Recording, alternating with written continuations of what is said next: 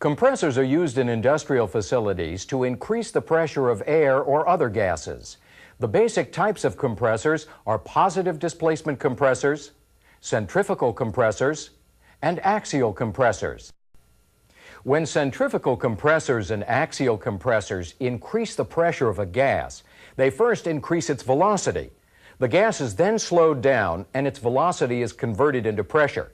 Centrifugal compressors and axial compressors have a number of industrial uses. Typically, they can deliver gases at higher flow rates than positive displacement compressors. Centrifugal compressors operate under the principles of centrifugal force. This force, which is created when an object spins, pushes outward from the center of the spinning object. We can use a simplified illustration of a centrifugal compressor to see how it works. The compressor's main internal components are an impeller and a volute. The volute is a continually widening chamber that is connected to a gas discharge line. The impeller rotates during operation. Gas that enters the compressor at the center of the impeller is swept up by vanes on the impeller and moved outward by centrifugal force. This action increases the velocity of the gas.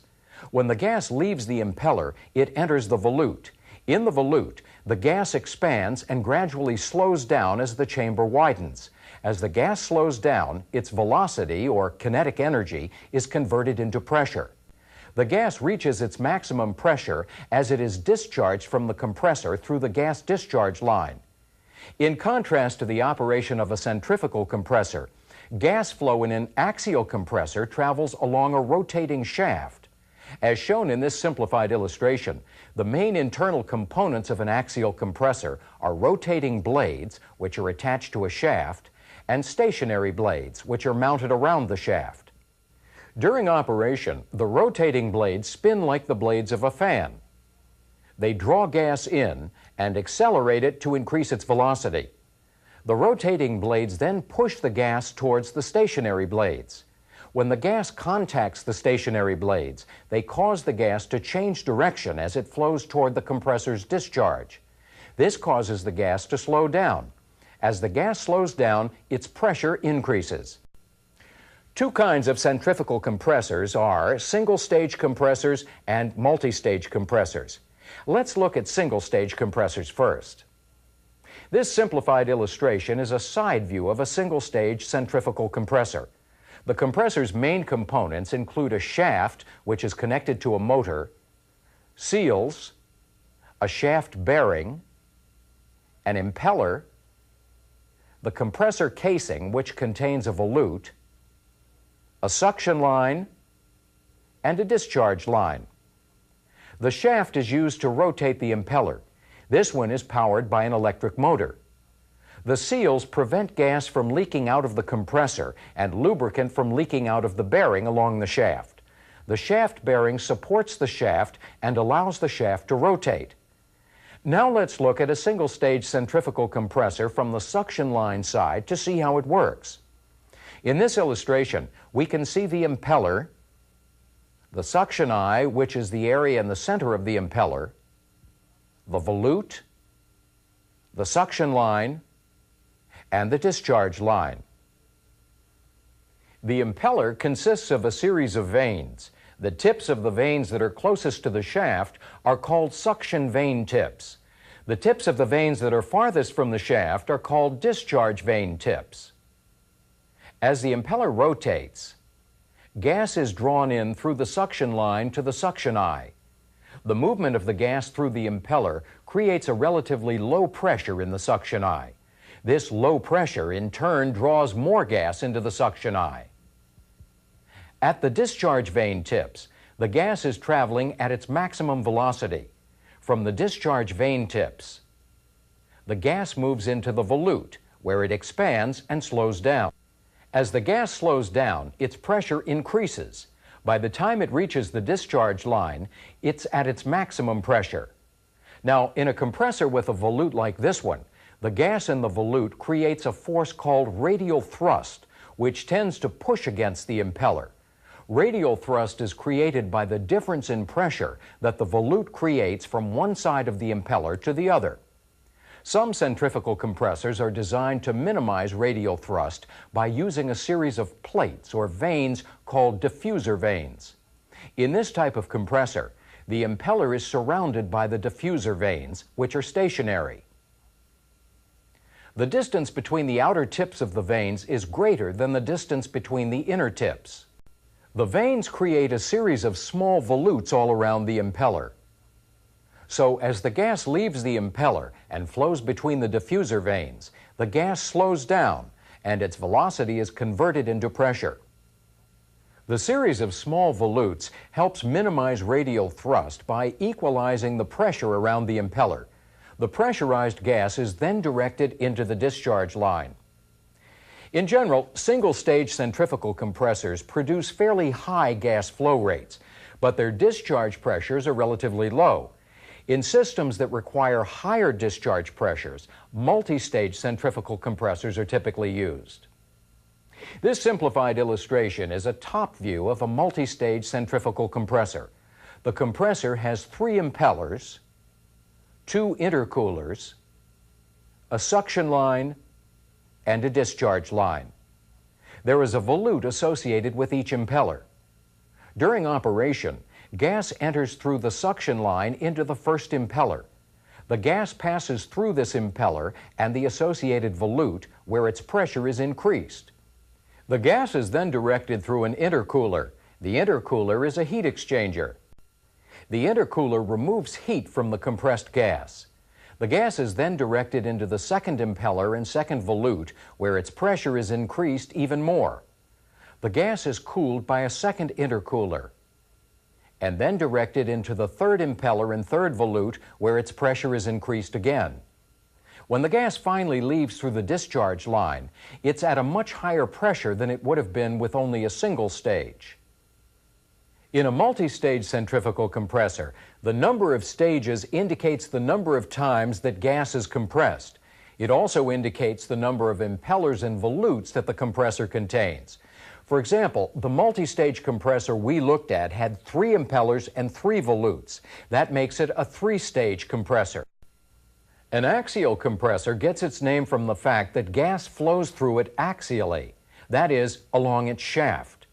As shown in this simplified illustration, an axial compressor's main parts typically include a shaft, bearings, seals, rotating blades, stationary blades, a suction line, and a discharge line. Each set of rotating blades, followed by a set of stationary blades, is called a stage.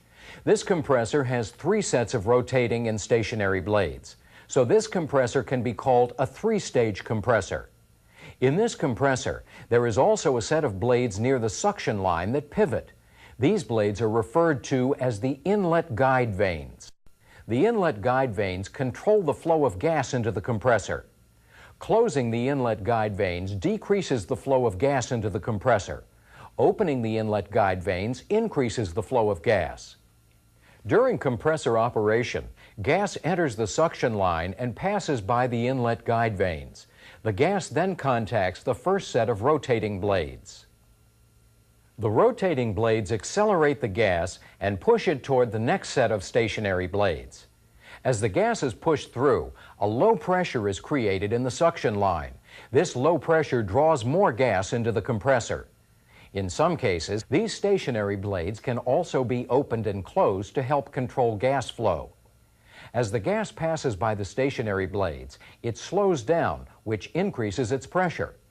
After the gas passes by the stationary blades, it contacts the second set of rotating blades, where its velocity is increased again. From these rotating blades, the gas moves by another set of stationary blades. Again, the gas is slowed down, which increases its pressure even more. The gas is then directed toward the next set of rotating blades. This process continues as the gas moves through the compressor and then out through the discharge line. In this topic, we looked at the basic operation and components of centrifugal compressors and axial compressors. Now try some practice questions that relate to this material. The impeller rotates during operation. Gas that enters the compressor at the center of the impeller is swept up by vanes on the impeller and moved outward by centrifugal force. This action increases the velocity of the gas. When the gas leaves the impeller, it enters the volute. In the volute, the gas expands and gradually slows down as the chamber widens. As the gas slows down, its velocity, or kinetic energy, is converted into pressure. In a multi-stage centrifugal compressor, the number of stages indicates the number of times that gas is compressed. It also indicates the number of impellers and volutes that the compressor contains. For example, the multi-stage compressor we looked at had 3 impellers and 3 volutes. That makes it a 3-stage compressor. The inlet guide vanes control the flow of gas into the compressor. Closing the inlet guide vanes decreases the flow of gas into the compressor. Opening the inlet guide vanes increases the flow of gas. Among the important systems and components that compressors need in order to operate are a lubrication system, seals, and bearings. A lubrication system reduces friction between a compressor's moving parts. Without some type of lubrication system, some of the compressor's parts could be destroyed. Compressors generally use oil as a lubricating fluid. The function of a compressor lubrication system is to provide the compressor with a continuous supply of clean oil at the proper temperature. This is a simplified illustration of a compressor lubrication system. The system includes an oil reservoir, an oil pump, an oil filter, an oil cooler, and oil lines. Oil for the lubrication system is stored in the reservoir. During operation, the pump draws oil out of the reservoir and moves it through the rest of the system. A screen on the pump traps large solid particles and debris. From the pump, the oil goes through the oil filter, where dirt and other smaller particles that were able to pass through the screen are removed. If these materials are not removed, they can get into the compressor's moving parts and cause damage. From the filter, the clean oil flows to the oil cooler, which is a small heat exchanger. If the oil is allowed to overheat, it breaks down and loses its ability to lubricate. Cooling the oil prevents this from happening. The oil then flows to the compressor, where it lubricates bearings or other moving parts. The oil then flows back to the reservoir. The next components we'll look at are seals. Several types of seals can be used to prevent leakage inside a compressor and out of a compressor. A mechanical seal consists of a rotating element and a stationary element that can be used to form a seal between a rotating shaft and a stationary housing. A labyrinth seal consists of a series of ridges that create an intricate path that makes it difficult for leakage to get through the seal. This is a cutaway of part of a labyrinth seal. Both mechanical seals and labyrinth seals may be used with a seal oil system. Some compressors rely on a seal oil system to prevent gas from leaking out of the compressor casing along the shaft. The simplified seal oil system illustrated here includes a mechanical seal located around the shaft at the point where the shaft penetrates the compressor casing, and a labyrinth seal. The seal oil system also has a seal oil reservoir, which is divided into 2 compartments. The reservoir contains a strainer and an oil pump. The system also has a head tank and a check valve. During operation, the oil is pumped through an oil supply line and into this space around the shaft. The mechanical seal prevents the oil from leaking out of the compressor. The oil flows through the labyrinth seal and prevents gas from leaking out of the compressor along the shaft. The oil flows through the seal because the pressure of the oil is greater than the pressure of the gas in the compressor. The oil then flows back to the reservoir through an oil return line. As the oil comes in contact with the gas in the compressor, some of the gas is entrained in or carried along with the oil. The gas separates from the oil in one of the compartments of the oil reservoir. The gas rises up through the oil and returns to the compressor through a gas return line. The oil flows to the oil pump and is then returned to the seal.